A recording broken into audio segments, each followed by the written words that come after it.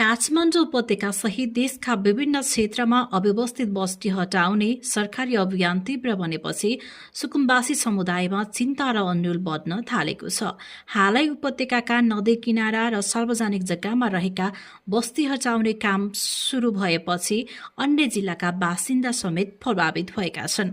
सरकारी निकायहरूले सार्वजनिक जग्गा संरक्षण, नदी किनारा खाली गराउने तथा औद्योगिक क्षेत्र व्यवस्थापनलाई कारण देखाउँदै विभिन्न स्थानमा सूचना जारी गरिरहेका छन्।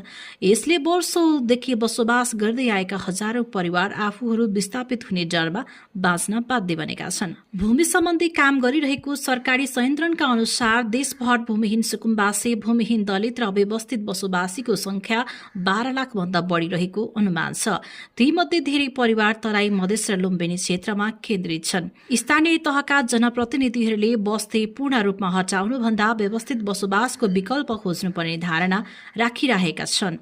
कतिपय स्थानमा पुनर्वास, लाल पूर्जा वितरण र कानूनी प्रमाणीकरणको प्रक्रिया अघि बढिरहेको भए पनि व्यवहारमा डोजर प्रयोग हुन थालेपछि सरकारको नीति र कार्यान्वयन बीच विरोधाभास देखिएको टिप्पणी भइरहेको छ। भूमिको व्यवस्था मन्त्रालयले भने वास्तविक सुकुम्बासी पहिचान गरी व्यवस्थापन गर्ने प्रक्रिया जारी रहेको जनाएको छ।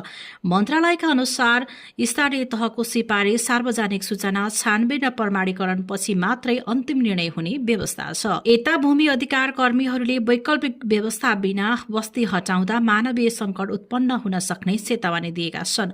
उनीहरूले दीर्घकालीन समाधानका लागि स्पष्ट नीति, तथ्याङ्कमा आधारित निर्णय र सम्बन्धित निकाय बीच समन्वय आवश्यक रहेको बताएका छन्।